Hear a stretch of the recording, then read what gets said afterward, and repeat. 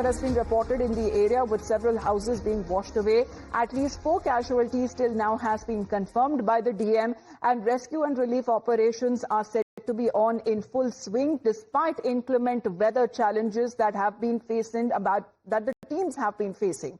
And as per the Uttarakhand government, over 130 people have been rescued so far.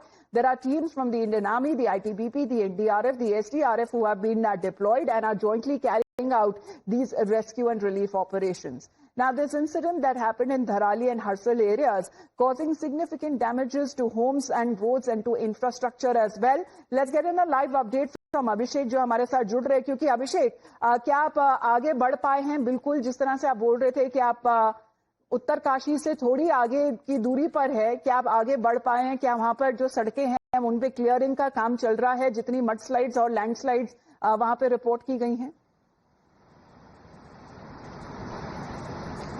देखिए, अभी सड़कों को साफ करने का काम तो चल रहा है, लेकिन मैंने आपको बताया मनेरी में जो रास्ता है वो पूरी तरह से फ्लैश आउट हो गया है, जिसकी वजह से वहां पर सभी लोगों को रोक दिया गया है. सेना की कुछ टुकड़ियां अभी रुकी हुई हैं. अभी पूरी तरह से वैकल्पिक रास्ता बनाने का प्रयास जारी है. अभी जैसा कि आप देख सकते हैं कि मौसम बेहद खराब है, लगातार बारिश हो रही है यहाँ पर, और बारिश के रुकने का इंतजार किया जा रहा है. बारिश रुकेगी तब ये रास्ता तैयार किया जाएगा, वैकल्पिक रूप से तैयार किया जाएगा, और उन्हीं लोगों को आगे जाने दिया जाएगा जिनकी सख्त जरूरत है मौके पे. अब वहां आगे मैं अगर भटवाड़ी के आगे की बात करता हूं तो भटवाड़ी के आगे अभी रास्ता साफ किया गया है. अभी देखने वाली बात यह होगी कि टीमें कब वहां से निकलती है. मौसम बेहद चुनौतीपूर्ण बना हुआ है, लगातार बारिश तेज है और मौसम भी साथ नहीं दे रहा है. देखिए, चंडीगढ़ में जैसे एयर बेस पे कुछ एयर इंडिया द्वारा, हमारी फोर्सेस द्वारा जो प्लान किया गया है,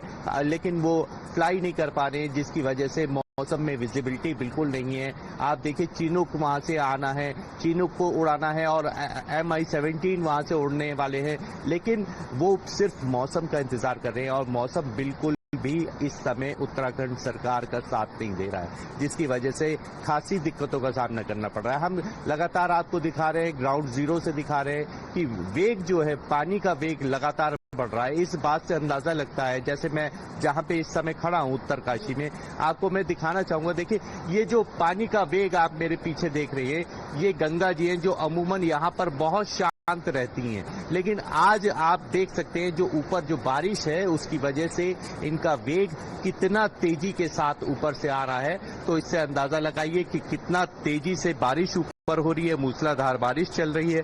वहीं मैदानी इलाकों के लिए भी एक बड़ी चेतावनी के रूप में देखा जा रहा है कि ये जो पानी है ये नीचे जाएगा और ये बाढ़ की स्थिति जैसी पैदा करेगा. तो निश्चित रूप से अगर 24 घंटे अगर मौसम इसी तरह का बना रहा तो आने वाले समय में खासी दिक्कतों का सामना करना पड़ सकता है. चलिए, बने रहिए आप हमारे साथ अभिषेक.